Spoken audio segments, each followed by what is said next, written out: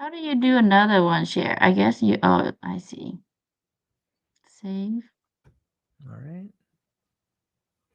Okay. And then where am I at right here? Okay. I am not. Ladies and gentlemen, we're back. We are back with the True Life Podcast. I hope everyone had a beautiful Christmas. I hope you have a wonderful New Year.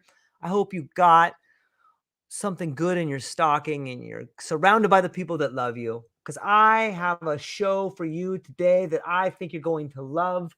I hope everybody is ready to embark on a transformative journey with a phenomenal guest on the True Life Podcast. Allow me to introduce the remarkable Dr. Nhu Truong, a beacon of inspiration for those yearning to break free from the clutches of burnout and embrace a purpose-driven life. Imagine a world where resilience, mindfulness, and fulfillment converge. Are you caught in the corporate burnout cycle, struggling to balance the demands of work, family, and personal well-being? Well, Dr. Nhu is here to guide you towards a future where burnout fades, replaced by vitality, and stress surrenders to purpose. With 13 years in pharmacy leadership and over 23 years of expertise spanning beauty, wellness, pharmacy, and medical sectors, her journey from burnout-induced health crisis to holistic living fuels her passion for empowering others. As the founder and CEO of KN Health Consulting, she navigates the realms of holistic practices, mindful integration, and impactful lifestyle changes, ensuring remarkable results. Doctor, thank you so much for being here today. How are you? What an intro, George. How are you? Hope you have a good holidays and thank you so much for having me on your podcast. It's truly an honor and I'm blessed to not only call you my dear friend and I'm so proud and such an inspiration to so many. Well, thank you for the kind words. And I've done well for Christmas. My family is happy and healthy, and that means my extended family as well. So I'm really blessed to get to be here and speak to cool people like you and hopefully say some words that are there to help inspire other people. So, maybe for my guests who may not know a little bit about your journey, you're an author, a wellness coach, a consultant, a doctor, you're so many things. How did you, maybe you could tell people a little bit about your backstory, about what gave you the courage and the tenacity to become who you are today? Wow. There's so many reasons, but I think one of the pivotal moments that I would say I need to be the voice for others would be when I see people burning out and literally in the healthcare realm. You know, for someone in a healthcare to say in a wellness space to really take care of someone, it's a reflection of you have to take care of your people, meaning your employee and your staff and your colleague. And I think that as someone to wanting to attempt, not myself, but as a coworker that worked with me wanting to attempt suicide for the second time, that has been like a rude awakening for me because just not only seeing the day-to-day hustle and grind of someone showing up and a lot of things in the back end, meaning family issues and things, but as employer, not really getting to know and saying, I'm sorry, I don't know what's going on, but maybe we can have a conversations or is there something we can do? I think not acknowledging, right, that as a human being, something is not right, a red flag. But no, it's not even having any of that. It's just saying, I don't care. I want you to show up unless you're dead. Like literally, it's just that metaphor, meaning I want you to be here. And it's just that sad situation when you're thinking about even if it's a nephew or for her family, it's not something that you should. I think because I see myself, if you were in their shoe, what would you do? If you were a family oriented and you got nobody else to help out, you're the aunt who doesn't have kids, but you want to take care. So it's just a heartbreaking when I see, and it's not just one time, it's just, I Right. think it's multiple layers, right? You see a lot of things, George, and I think because when you're to that point, you're like, no, we have to make that change even in the bigger impact to amplify our voice to say that this isn't enough, right? Because healthcare, we're taking care of people. We cannot be a disservice, and that's not serving our people at all. That's a toxic, not only to your coworker, your worker. And then you come home, you're not going to be well. Look and Right. imagine all the things you bring home, right? So I think that Right. was like the moment I say, no, this is it. this is where I'm going to use all my skills, my experience, and all I think, and just as my perspective on we as a healthcare, even just human to human, like we're humankind, how we should treat one another. And because if we want to take care of ourselves, like well-being, like people pay a lot of money to not only beautify right on the surface, but also saying they're willing to put a lot of money to be well, right? When people in the status quo, but you cannot do that if you can't take care of the little things, right? Yeah. And that is like a pitiful, it's just, and in a Western world for us, it's like for people who don't even have anything, and then for coming in perspective of you wearing a mask, you're supposed to take care of patients. Now you're doing the hypocrite. You're just, doing it for money. That's all it is. Right. And I truly believe that you can thrive and you can be successful, but you have to take care of your people. At the end of the day, it does not matter, whatever religion, race, gender. But I think when you take care of one another, acknowledging, let's say if you're, and I have my UPS driver, right? When I was working in the field, no, literally, when I heard your story, George, my heart ate because I work in the field, right?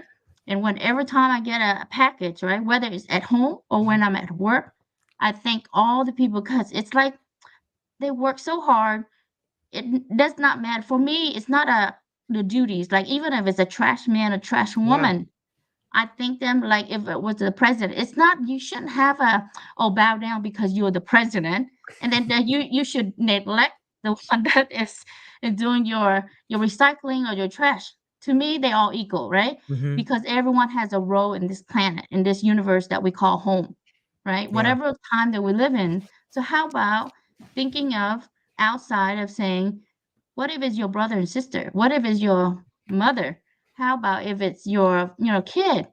What would you do? How would you handle it? And I think that free shifting the mind, of saying our perspective and saying this is how we should think about, right? And it's so much easy. I think it's so very simple, but many people it's like I don't know what to do. People ask like, "What's your success? What is your, how did you do this and that?" But it's the truth.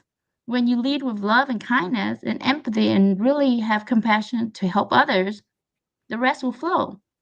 That is the law. It doesn't matter if you believe in the higher divine or not, right?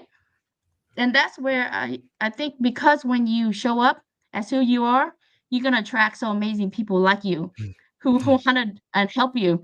And that's how I truly believe that because so many amazing people, the moment I say enough is enough, and then I share I'm gonna show up differently because Hmm. before I wasn't the type I don't need to tell what I need, like what I'm doing, but now the stories is what's gonna make people remember. Stories people kind of think about, Yep. and that is like it hit them in the heart, right? Versus, it's not to say that you're an important figure to say that you were there for that person, but it's reality of a wake up call for people who say they need to be awakened. Cannot be in the hustle and then come back and saying, now my health is so stressed out, I'm burnout. But sometimes you gotta pause, have a little reflection where we are now. How did we get here? How did I get here? Right? And I Yep. think it's sometimes looking in the mirror on our own self, not just looking point fingers, right? Why did you do that to me? No. A lot of time we have to own up to saying we are part of what happened now, right? Yeah. That is where how can we change? How can we move forward? That is the conversation that we need to have, not just the blame. There's no one to blame. We're all a part of it. Yeah.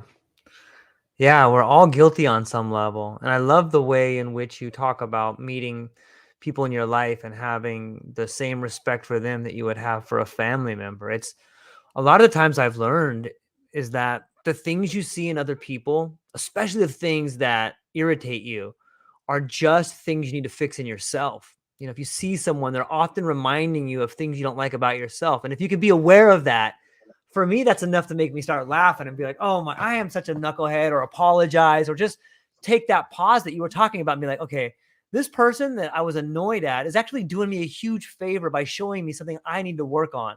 And that's usually enough to change the entire perspective of the situation, and like it took a long time for me to get there, but if somebody listening to this can use this in a way it'll be transformative. And I really think that's a big part of understanding your environment, is understanding your relationships and why you feel the way you do. And you spoke about seeing people as family members and taking, especially in the healthcare industry, taking care of people and taking care of your people.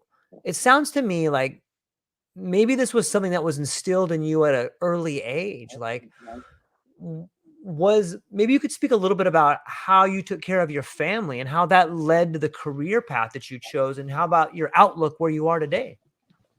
Well, good question, Georgia. Oh my goodness. So I came to the U.S. as an immigrant. My parents came, sacrifices, leaving the home, the country, for the freedom for their kids, which is now the land of the opportunities. For us to make a difference, and just having that freedom to do what we would like, versus in the communist country, right? To be Mm, dictated everything that you do. But with that said, it's having that sacrifices as for the parents. And when I came here, did not know any English, so having that as the gratitude is always in my heart, meaning mm, knowing that it's their sacrifices is where I am right now is because of them. So to to that effect is I've led a life always with gratitude to this mhm, day. And then after, when we came to the US, my father passed away with cancer. But at first he was diagnosed with kidney stone. And then they went to surgery and saying, oh, after the surgery, now he have liver cancer, quote unquote. So at that time, because you're new to the country, there's people who's been here like maybe in past 1975. Now we just came to the US, later, and they were like, maybe you have a malpractice, maybe something went wrong. You need to look into further. But having the financial, we didn't have the money, we didn't have the support, we have no friends, no family. How can you even look, to look at that situation? So now that I think it also has an impact to say, I need to find out mhm. more than what's going on, meaning to help other people, my family, to not only educate on health and wellness in the medical field. And that was one of the seeds that continue dropping. And so Yeah. it's it's my passion to see that when I went to my career, I see people don't treat their patient as their family. And then after I gone to my career path, I've seen people are so frustrated and not happy. And for me, when I see all the news, but for me, I still feel like, why are they not so happy, right? Right. Because the gratitude is one. They didn't see the positive side, right? They didn't see that they're still serving the patient. So if giving whatever situation that you have, make the best of it, but then treat it with that love and nurturing, right? That you're in it to help, to serve. It's not about, oh, they're giving me too much tasks, too much metrics and KPI and all this.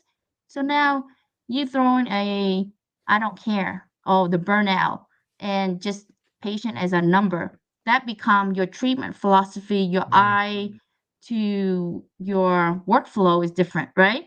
right. If I treat you just a number, then oh, I don't care if this person's gonna make it or not. Versus if you care for someone like your family, you want to take care of how it's being treated, how you want to word it, and how you want to take care during their illness. And that was one of the things that I've noticed, that we have to kind of change. It's not just about treatment of, oh, okay, you got to go surgery. Here's a pill, right? Here's a Mhm. prescriptions. Go get it. If you don't get it fixed, come back to see me. If you don't get well, come back. And it's just really just making money. That is all it is. If you look at, and when you're in management, people make decision based on money. Yep. Again, what's the biggest bottom line is either what's the biggest return of investment to get profit margin. It's not about serving the patient on based on their core values and their purpose of serving. And that was where I had enough. I was like, cannot be. How can we be in this situation when people can't even afford medications, right? Yep. That's one. And how can providers going this putting themselves and saying that it's the reason for the system, but not doing anything about it. So if I feel like, okay, if you don't like it, you have to find a way to change it, get out of it. Because when you're in it, you are collective karma. You are saying condone to it. You Yep. are saying, I agree, go ahead and continue harming the patients, right? That is where I feel like, no, we have to step up and say, we can do this. We can do it much better. And there's lots of people that will say, no, this is not, it gotta stop. So Yep. we gotta find ways to make it work for our people. This is who we are. We're here to serve, to help people. And that's who, like for me, I always have that finding a ways to help people. It doesn't matter what industry, what career path, because before I went to pharmacy school, I was always in the beauty, meaning take care, like beautify, cosmetology, sales. I mean, it's just the business aspect. But really, at the end of the day, it's serving. The customer service, everything is the same. If you take care of your people, your people will come back to you. Plain and simple.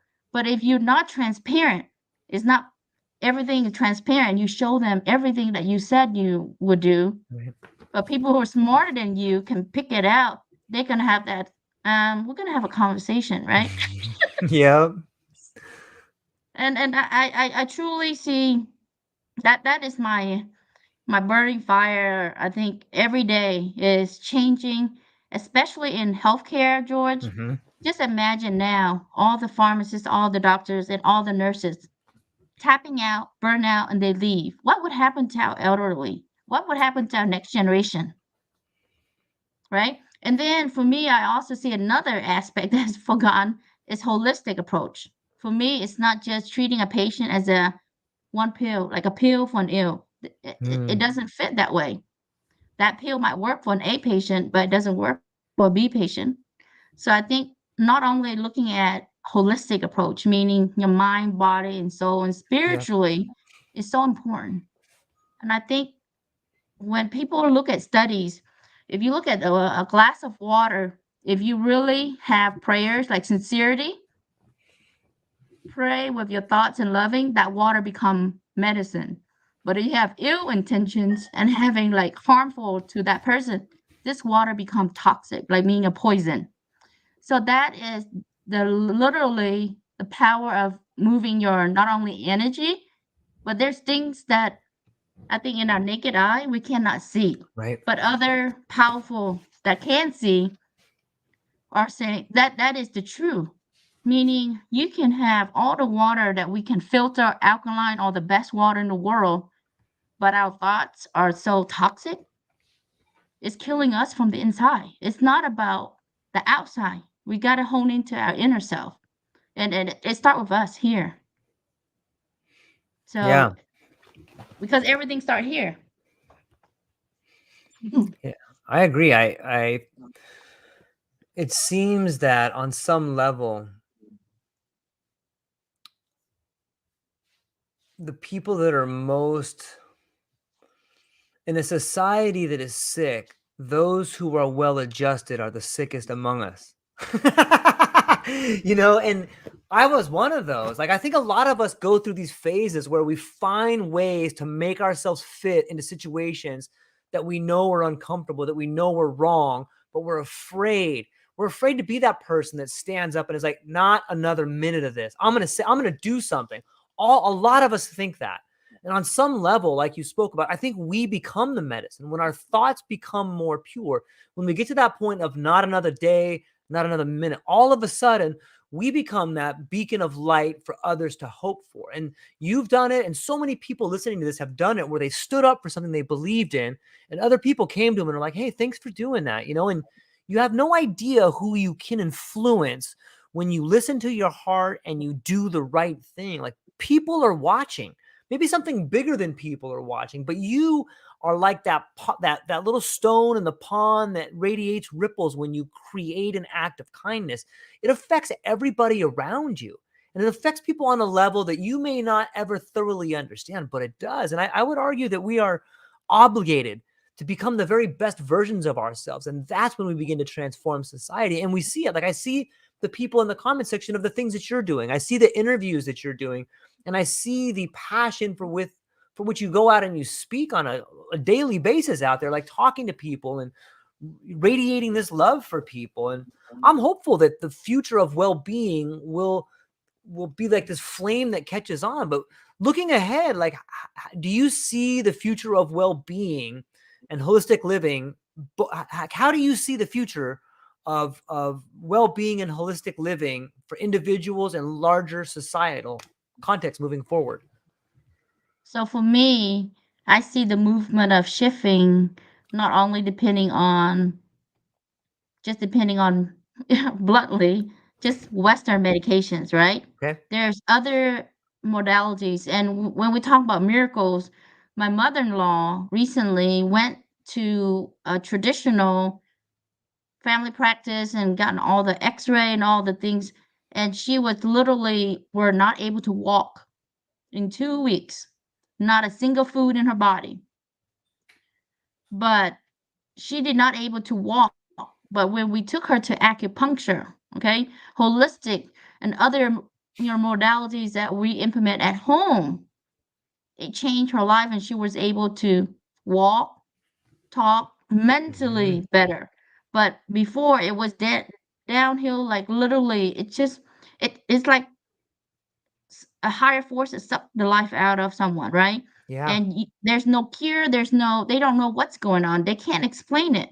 But that is why I think for us to have this conversation is people who were given the diagnosis, do not just take that first opinion, get a second, a third opinion, right? Yeah. And then look at other options that are out there holistically, plant-based medicine, right? Because it's been thousands and Yep. thousands of years. But the reason why I stand, it's going to be sound like I'm a hypocrite, but because the pharmaceutical are the one, the giants, right, are making money, right? They don't Yep. want you to be cured. They want you to still be ill so they can control, and that's the feeding into their money, their Right. ecosystem. Because if they treat you well and then you don't need the medication, you're not depending on it, then what can they do to continue making money? The Yeah. obviously is there's a side effect when you take this. You keep so I'm gonna give you another pill for that side effect that you had. Now you have a stomach ulcer from that Mm-hmm. medication. And then you keep on taking that. Oh, now I'm having this other side effect. Now I'm having a rash. I'm gonna give you prescriptions for that, right? So it keep on going. You add Yeah. on from one source, Yep. right? One illness without looking at how we can do it in holistic on all the different factors, because I know the system push the healthcare practitioner and doctors. They're not giving the time. I get it. I'm in Yeah. there. I know. But with that saying, we have to be the leaders who saying enough is enough. We have to make policy. We have to add things. We have to be the voice for Yep. our patient advocacy. Because if you were on the other side of the table laying down as the patients, would you want a quick fix, either here's a pill or a surgery? Oh, it doesn't work. Oh, you don't have that much left, right? So that's it. Like, meaning it's just so there's no feeling to the patient when you're giving them a diagnosis. I had Mark. He's a leader of like cancer society, and they're giving a diagnosis of 7 weeks to live. Now he's like thriving in years, years, years.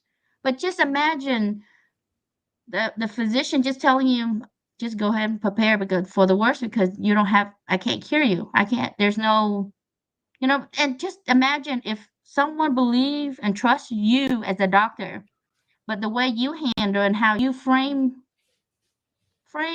that Yep. person terminal. Oh, I don't have that much time left.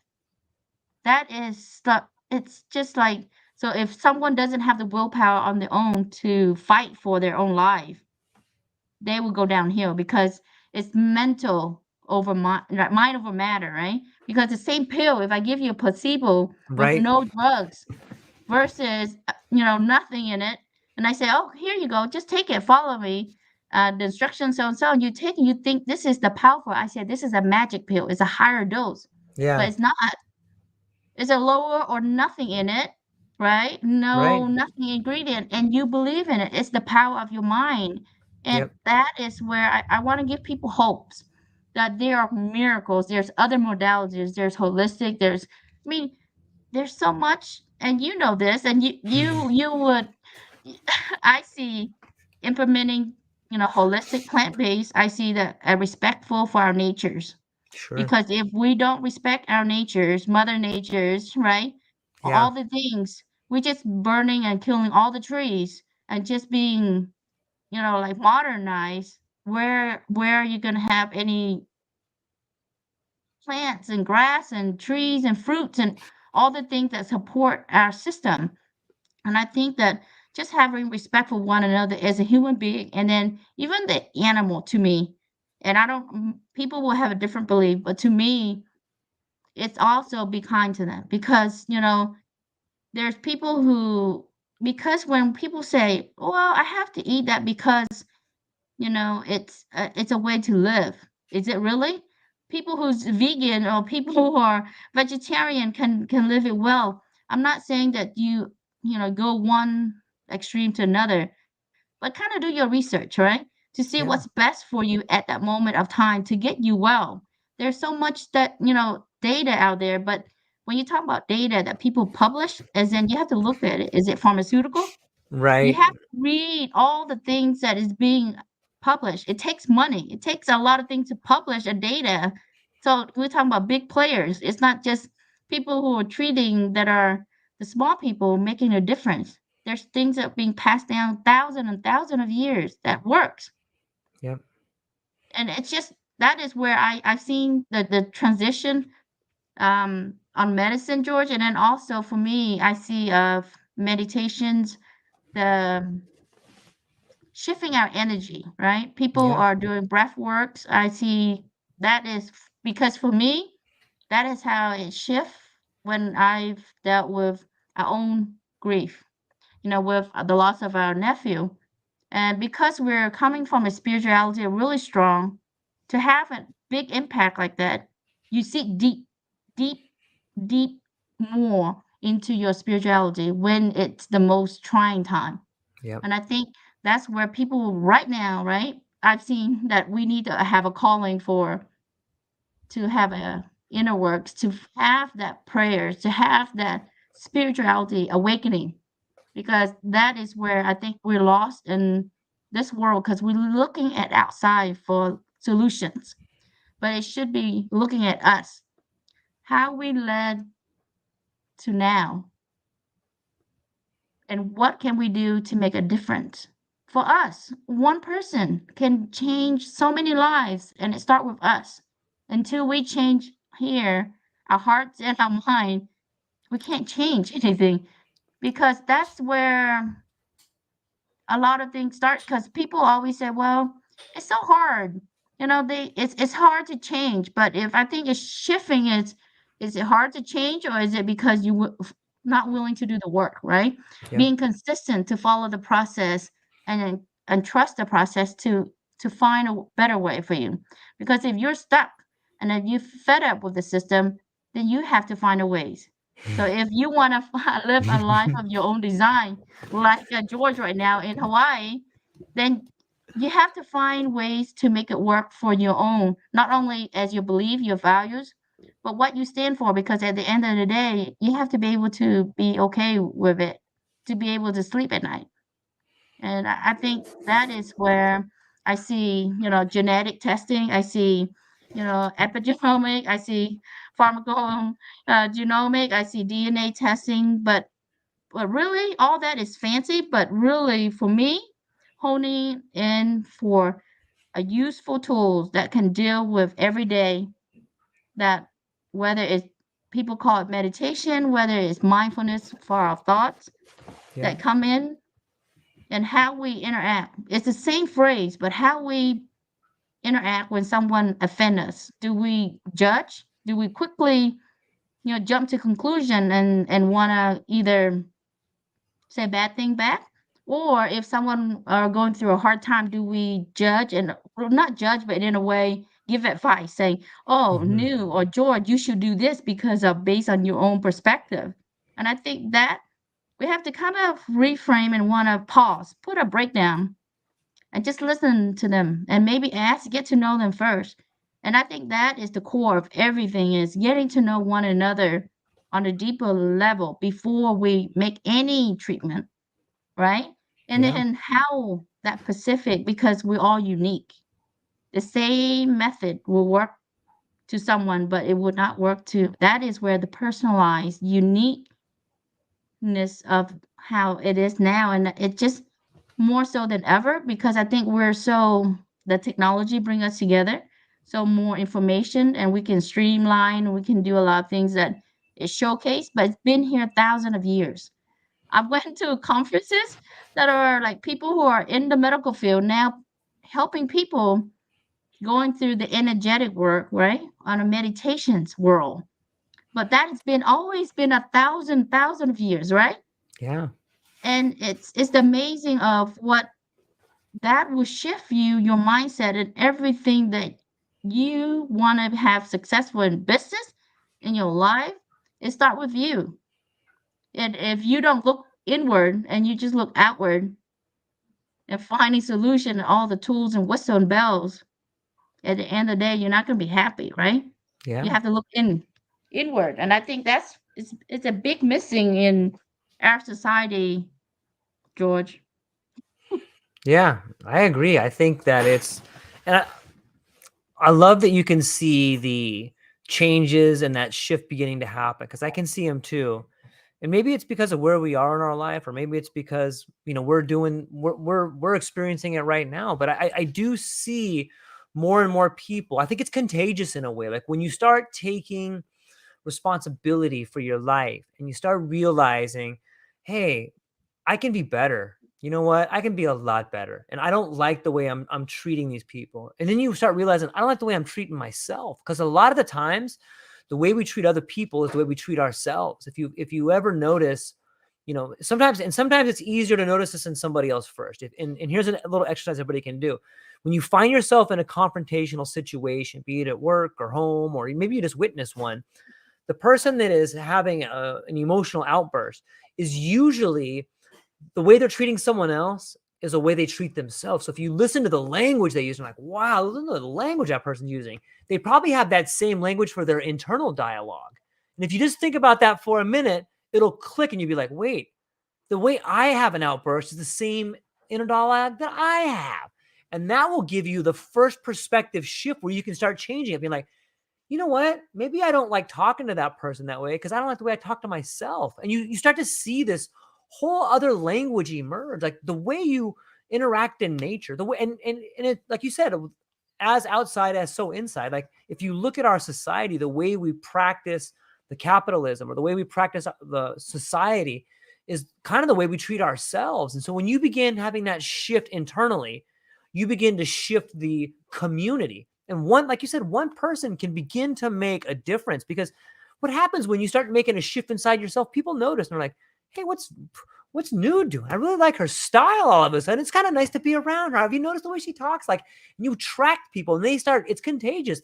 The same way we have been trained to think of illness is contagious, so too is wellness contagious. And that's part of the shift I see happening. And it's noticing the pharmaceutical companies that are, the road to hell is paved with good intentions, but on some level, they're selling addiction. Here's this pill. Get back on the treadmill. Oh, that one doesn't work. Try this one. And I don't know why they call them side effects. They're all just effects. This one clears your headache, but it also gives you a stomach ache. They're both effects. Not one is better than the other. They're equal. And it's fascinating to see society on that level. And I love the way you're explaining that in helping people move through those systems and talking about the community impact that it has. And I'm curious too about when you think about community impact. We've spoken a little bit about how an individual can change the community, and we've talked a little bit about how things are shifting. But what do you see in the immediate where you're at right now and the impact that this shift is having on the community? What do you see there? So on my personal life, or your Sure. time. Let's do both. So Let's do. Yeah. let's do a little snippet.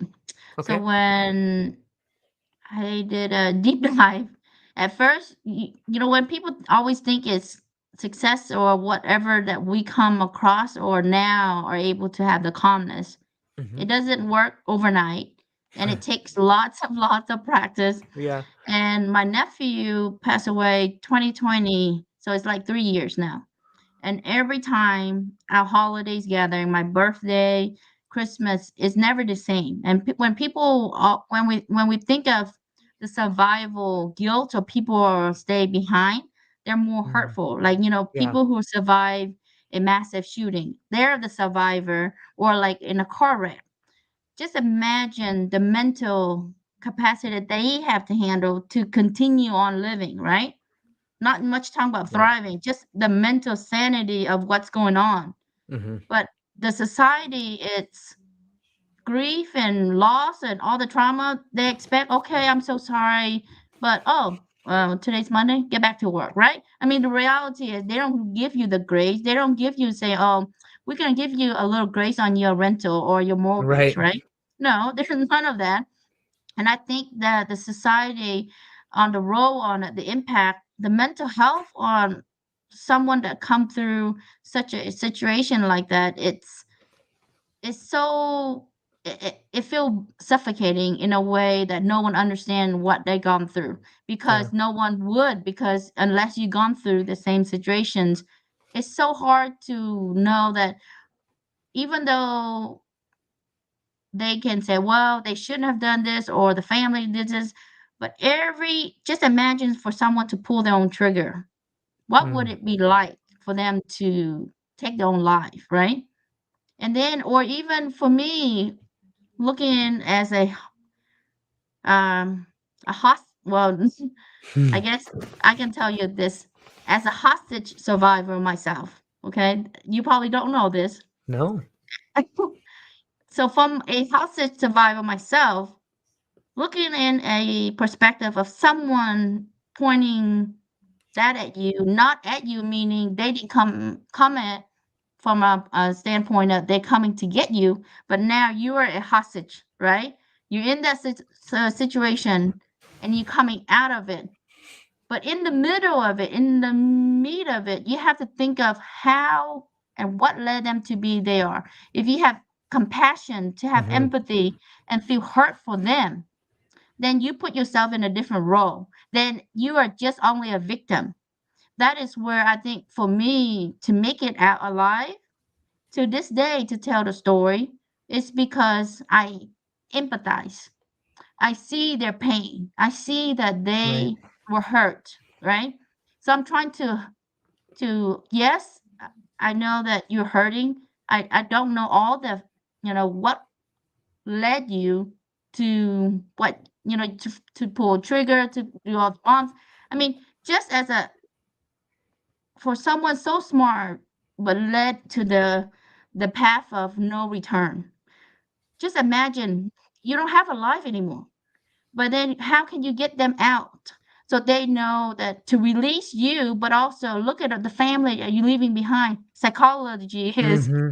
right because Yeah. I mean the one holding the gun is also a person, a human. It could be your brother and sister. And so I Yep. think that moment of shifting our mind, just the thought that you're hurting because they're hurting because they have to go so extreme to to be in that position. And I think that is where our society doesn't have that. They're Right. only just thinking about me, meaning I'm the victim here, right? You cause harm, you cuss at me, you my mental health, all the trauma, but you don't see what we done as a society Right. contributing, whether we stay quiet when someone is abusing another person, that's still not okay, right? Right. And I think that is the call out to say we have a bigger role that we need to step up and say we cannot be this way anymore. And I think that coming from love, of course, because I love people and it shows because I'm willing to make sacrifices for others people well-being. So at the moment, for me to release and saying, just take me versus take everybody in the shop, just release everybody. So, for me, going back now having two kids, I would do the same because you would not want someone that have a family and kids, just imagine what would happen if they were stuck behind. So having that bigger, there's a bigger purpose of being in that situation. I think I have that mental capacity to be able to handle it. I mean, don't get me wrong. I was traumatized, right? I Right. wasn't that, but I have things that help me, right? Help me in the moment and also in the way to get out of it and to heal. But Hmm. I think as us as knowing and loving for one another, to forgive someone, right? To be Right. the bigger person, to say, I'm sorry, that's gone, whatever happens. But you have to be the bigger person to sorry for them, even though they're hurting you. So they can let go of whatever bitter and anger they gone through in their life. And I think it's just sometimes it's so sad for me to see people always pointing like, no, they did this to me, or whatever it is, it's all about me. When you hear about Hmm. the story and people want to talk about gossip and oh he, she, this, and they go in circle and so many different, you know. But I think when you stay true to who you are and you still love one another and you show kindness and love as your true self, Yeah. there's nothing that I wasn't willing to show. I'm raw. I'm transparent as I am. And I Right. think because when you show up like that, people will see your true nature. But when you don't, you have that wall, that mask put on, people can't gravitate to you because they know that you're not really real, right? You're not genuinely Yeah. care for someone else out there. And I think that is Right. so the impact that people live in nowadays, ego, greed, self-centered, it's everything about me, right? And when you talk about it's all of that, my family, my sister, my brother. But if you say we all in this together, we are one Yeah. human being, one human being. Being Yeah. is we have to be in the present for one another. And that's the biggest gift for us to be kind, to share love, compassions. Without it, we're not much less than an animal, isn't it? I mean, much some of the animals are more loyal, right? When you Yeah. really talk about it, because people always think defensive. But when we look at it on the characteristics, we are smarter, but doesn't mean smarter if we're going to cheat the system, right? And hurt one another. Is That's not how we should use our smartness and our Yeah. intelligence. We should be creative and help one another. And I think until we lower, that's where war and everything start. I feel like politics and everything, it start because of our greed and ego, right? Of wanting Yeah. control. I want to Yep. control this. This is mine. You're not taking it. So everything is like a bump head. But if we really love one another and show love and kindness and grace and forgiveness, it's the solution of what a lot of things are going on right now. And mental health is like it's huge, right? And you know, Yeah. it's like, you know, when we talk about mental health, there's so much. I mean, we can talk about for days, right? And and the things that like the medication that people are being given that will have so much side effect versus plant based, you know, that you can utilize. So it's just I just think that as us individually, we need to empower people to take back the control. They have it within themselves or find Yeah. people that rally and support them so they can nurture and be the beacon for their own lives and for their own family. Because all the things and people that are out there, you know, we want to give them the hope that knowing that there's someone out there care for them than just all the money, money, money, and everything is just about, you know, it's that's the sad world that we live in. But now with you, George, you're the positive, right? You create all the things you blast off. No, and I love your energy because I think, you know, when you show up as you, who you are and what you're so excited for, you just I mean, you know, we talk from our heart, right? We don't Right. need to we don't need to create anything and it shows. And I think it's just the impact that you are able to make is so huge. And it's not about our career path and what our Right. title is.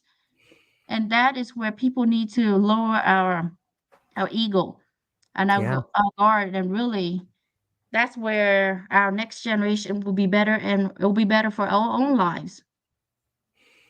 Yeah. I really think that there's power in creation. And I know for me, when I come on and I do a podcast, like I get excited. Like I'm really excited to talk to you and these other people and discuss these cool topics. But in these moments, like I'm excited because I'm really living. Like I'm here with you and I'm having this conversation. And in the act of creating, there is no past and there is no future. There's nothing to be depressed about or there's nothing to have anxiety about. I'm not worried about what someone did to me a minute ago. I'm not worried about a conversation that I had because I'm really focused on what you're saying. I'm learning and I feel like we're having this free flow exchange. And I think for other people, whether you're doing a podcast or whether you're fishing or maybe you're making dinner or maybe you're reading a book or you're cleaning your house, whatever you're doing, if you can focus that you're actively doing something, if you can live in this creative moment, then you're free from the anger, you're free from the guilt. And if more people can live in that space, if they can live in the now, I think it goes a long way to relieve yourself of the anxiety, to relieve yourself of the depression, to give yourself a break from that constant pressure that's telling you you're not enough, or you don't have enough money, or this thing's going to go wrong, or you still have this problem in your life. Like, I'm not saying people should run away from that, but I am saying people should embrace that there are things that they can't control. And the more they try to control them, the more out of control their emotions get. So if you can focus on, okay, well, right now I'm doing this thing and I'm going to work on this thing.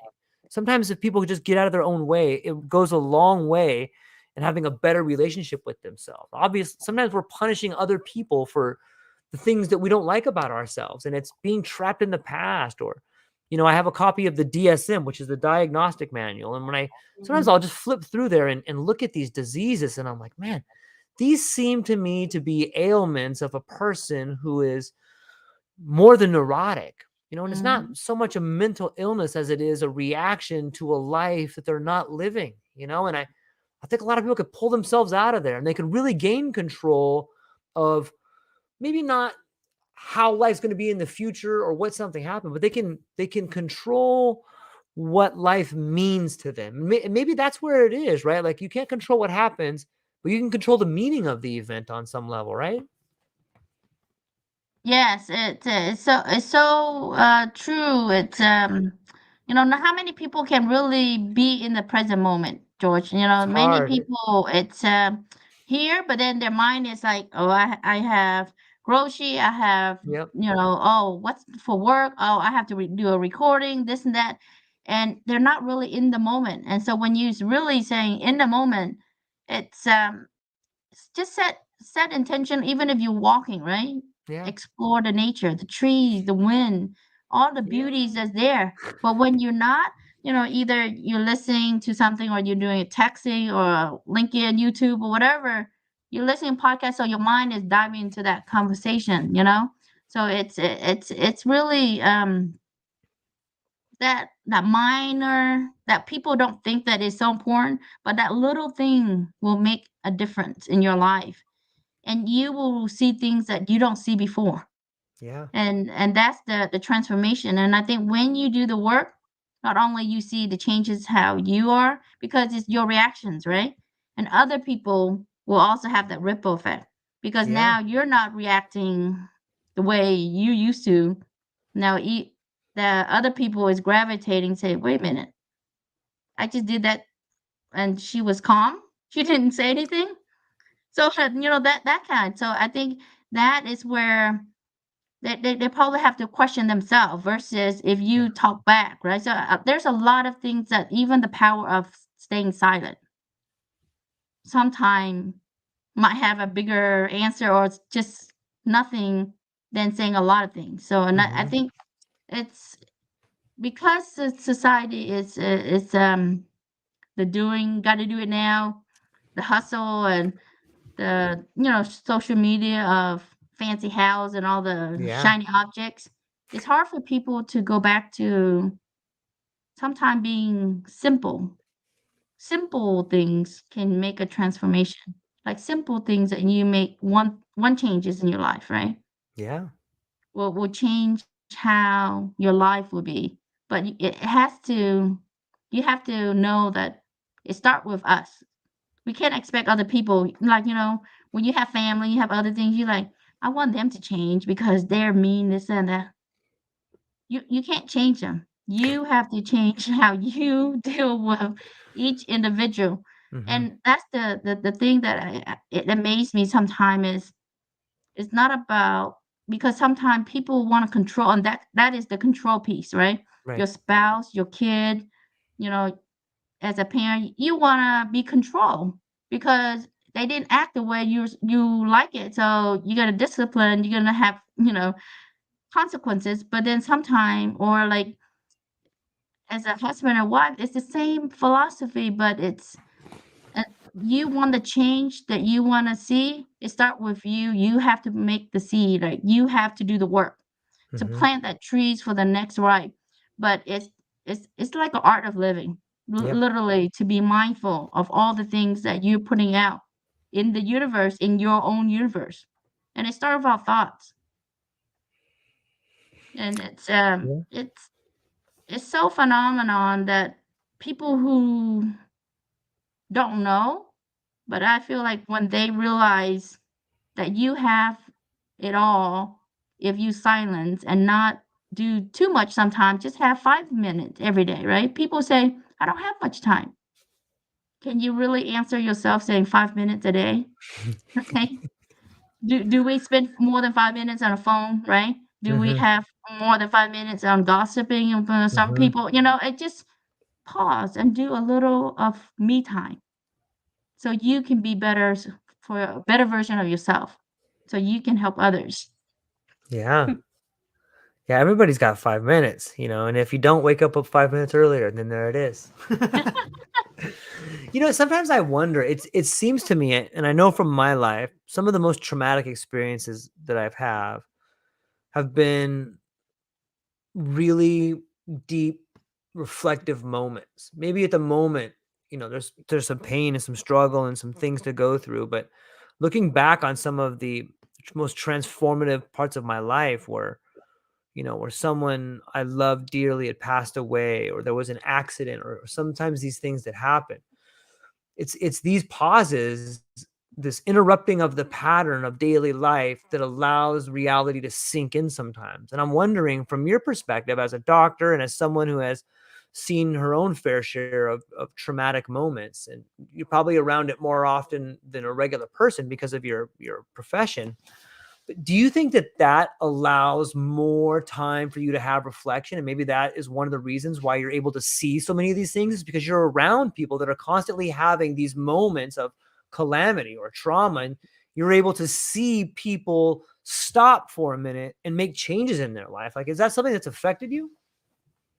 Um, well, the biggest change, I mean, I see when we talk about, let's say in healthcare, is, like lots of people know in the hospital who doesn't have Mm-hmm. family member, or like it's just so sad that Yeah. they're at their life, they work all their life, right? Even if you have tons of money or not, at the end of the day, when you're on your deathbed and you're not able to function, it's really frustrating, right? To not only not be able to talk, not be able to do the things that you love to do, the eat, the move, and you're in hospital, lonely. Yeah. And to have that healthcare provider making around and having conversations that like a child to a mother, or to a grandmother or grandpa or a kid. If you treat it with that, that person have hopes to live. Mm-hmm. That hopes of for the patients to live is much it's more of more than any treatment you can give a patient. And that is what I've seen, the aspect of the human kindness, human to human, Yeah. and that empathy, that compassion, and that love extend to that patient goes beyond the measurement of a treatment protocol. And I think when you embody, yes, you can have, there's a time and place for treatment modalities and pills and all that when they're in a terminal ill and anything, but you have to treat them as a human being like they're your own family, your brothers and sister and grandmother. When you do so, that love that you relay through your Hmm. words and your actions, it will radiate. That alone will have a ripple effect on that patient and that team members. And it keep Yeah. on having that ripple effect. And I think the same way for me on my lowest point would be, you know, I've seen so many things. And then when my, nephew passed away, have a rude awakening of this is our society of not being aware of all the things that can affect someone. Meaning, it could be a words, it could be because during the pandemic, everything shut down, right? People don't have that interactions. And I Yeah. think when you have less of interaction, you have to be more sensitive to how people are. And I think it taught us one thing is when people are in their lowest moment, we don't know what it looks like. They could Right. be looking like everything's fine, but Yep. inside, they are in the darkest moment. How are we able to get them out, to give them that hope and love and kindness that they are yearning for, and they feel like no one understand them, no one really care about them, to have a hope to continue living, right?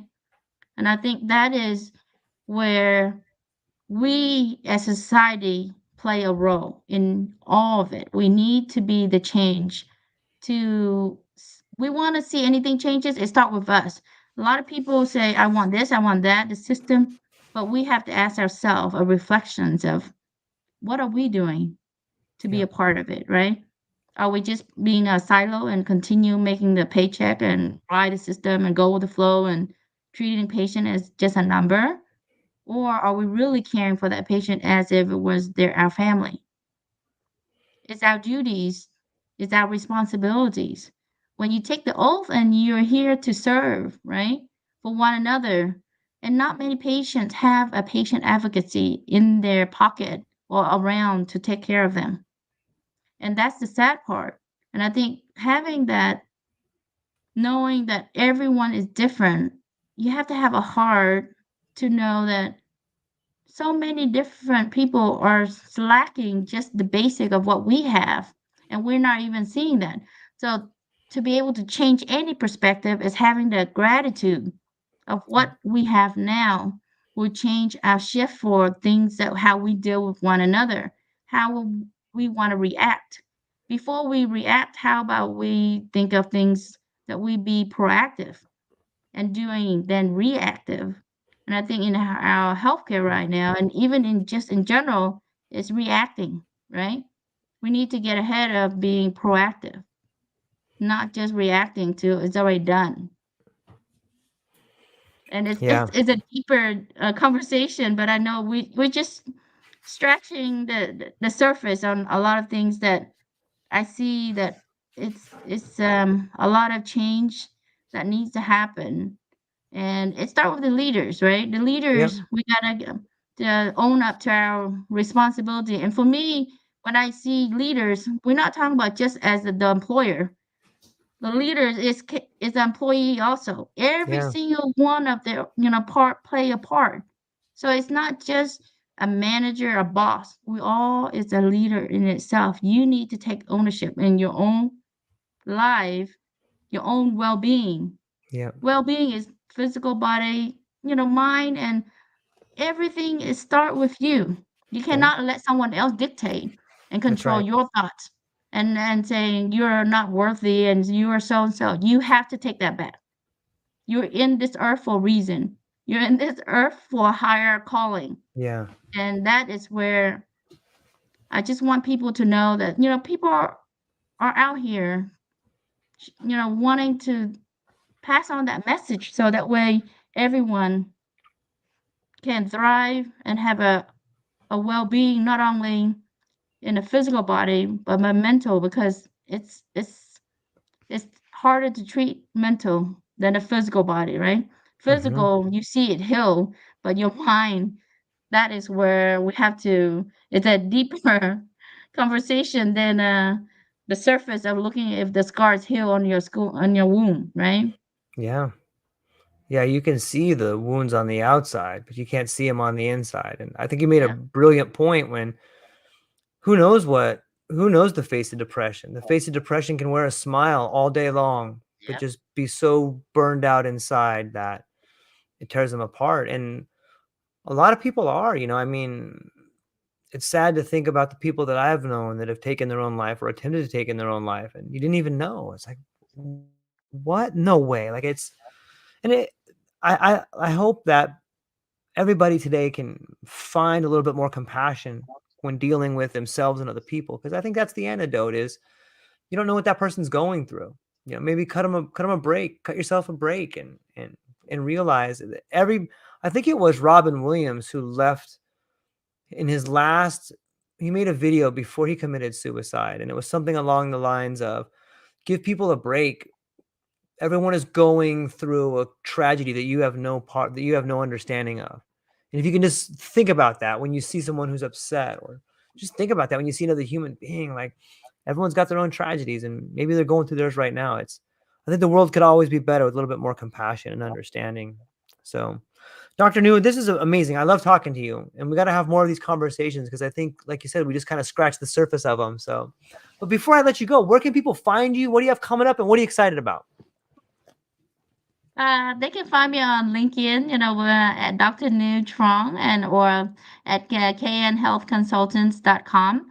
And then it's a lot of things are coming. And I think 2024, it's going to be an amazing year.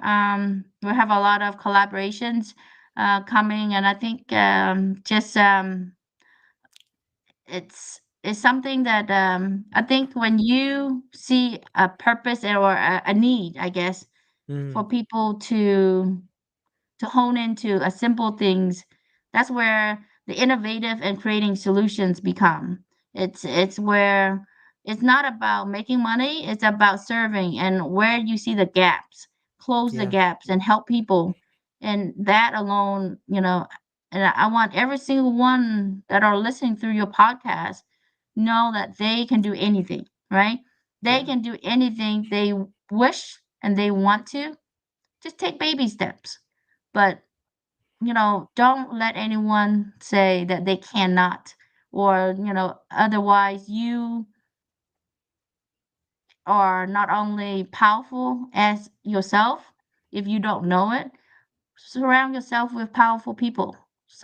Learn from people who have gone ahead of you, yeah, and just really be surround a community that will cheer you up, lift you up. And when you, even if you're watching and you feel like they are the one that kind of inspire me. Stay tight to them, like George, like for instance, and just keep on listening to his podcast and learn from people who's in his podcast. But no, but and seriously, it's just because in order for us to grow, we have to be open to seeing what yep, other perspective is out there, and into we are kind of close on all the things that we already being paint a picture by our communities, by things that's been, you know, conditioned to us.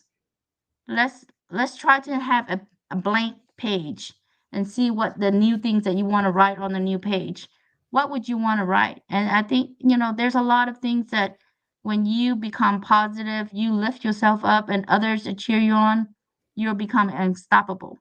And then you can lift others. And I think, when you lead with love, kindness, and have empathy and compassion, what can't you do, George? limitless. There you go, right?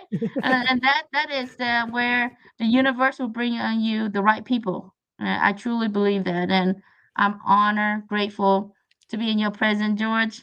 It's always great not only talk to you, but your just abundance of love And when you someone genuinely care and wants the best, you can see in their smile, right? You can Yeah. see in how they talk. It's not a fluff. It's not something for show, because when it's a lot of work. It's not easy. Nothing's easy.